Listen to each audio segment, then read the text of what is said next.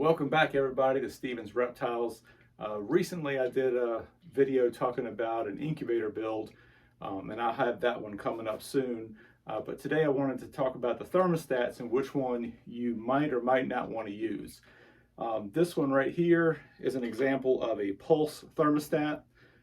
You can get these on Amazon. They're about $35 for the non-Wi-Fi ones.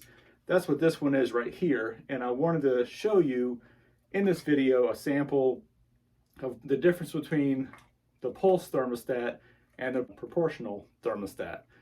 So the pulse thermostat is this example right here. This is the Inkbird, I believe, ITC 308. I can put the link in the description to this video. So a pulse thermostat, what it does is once it hits your target set temperature, it kicks on the heating element, which this one, it's meant for like heating plants, I believe, and it has a cooling side and a heating side. See if you can see that on there. You would just always want to make sure you're plugged in the heating side. And again, this test was run on an homemade incubator. So it does have a long 6 foot, roughly 5 or 6 foot probe to go in there.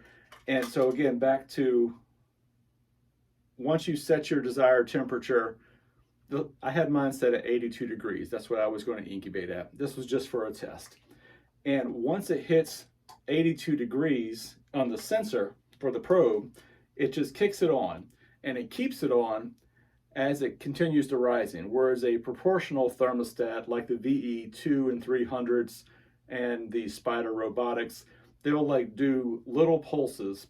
This one's called the pulse thermostat, but that one just does like little pulses and gets it up to the right temperature, and it stays right at that temperature within a few decimals of the target range. So the first sample I did, and this was in an enclosed incubator, so there was no outside sources that could contaminate or wind blowing or anything. The first sample I did was the probe was taped to the actual heat tape that was in the incubator. So it would sense the temperature on the heat tape itself. And so here I'll go ahead and click to that clip and let you watch it. And I wanted to do it in real time so you could see the amount of time that this temperature on this thermostat will be out of your range for your eggs if you're using it for an incubator. If you're using it for heating your enclosure or a rack system, that would be something different. But for this sample only, I did it inside of a homemade cooler incubator.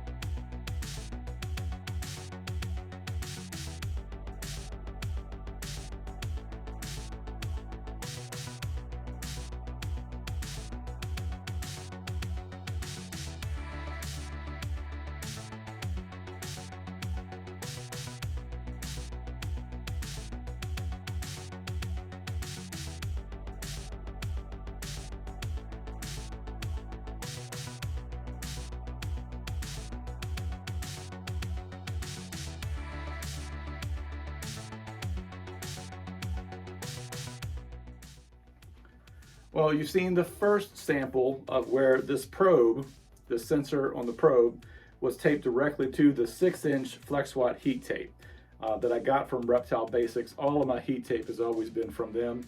I can go ahead and put a link to that in the description also for this video. And so for the second sample here, this probe tip was just sitting freely in the center, suspended for the surrounding air inside the temperature. So it's not directly on the heat tape, but it's sensing the ambient air in the temperature. So I'll let you go ahead and watch that one next.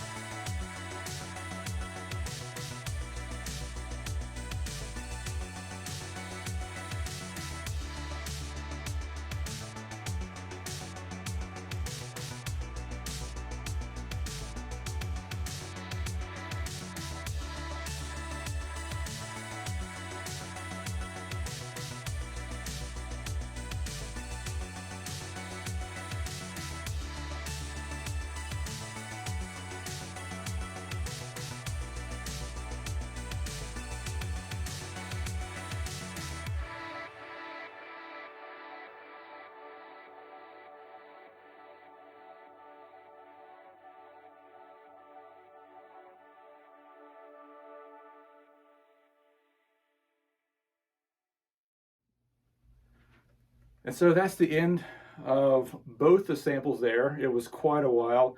As you can see, the amount of time that it took to heat up to the max temperature from the lowest temperature on both the first sample where the probe was taped to the heat tape and the second sample where the probe was suspended in the center of the incubator to get the ambient temperature. I would not use this on an incubator. It has other uses that it's good for, but as far as the incubator, when you set that temperature, you want to have that pretty accurate, and the fluctuation you saw in this video is way too much for me. So it's very tempting for someone to go ahead and buy the $35 version, even if you bought the Wi-Fi. I would not have this in an incubator just because the eggs are too valuable and you spend a lot of time to get them there, and I do not have confidence that this would hatch them in there.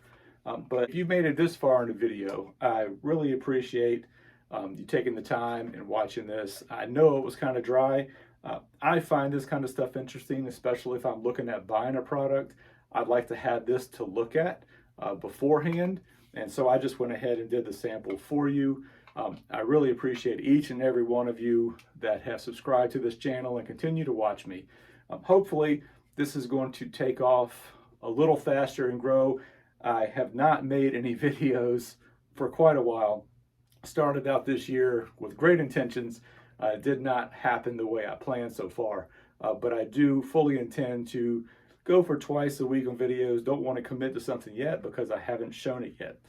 But again, I appreciate you taking the time to watch this. And if you found this interesting or helpful, or just want to support the channel, please definitely share the video or subscribe to the channel if you're already not, and like it. All of that helps, along with commenting, as far as pushing it for more people to see. So with all that said, again, I appreciate everybody being here, and I'll see you in the next video.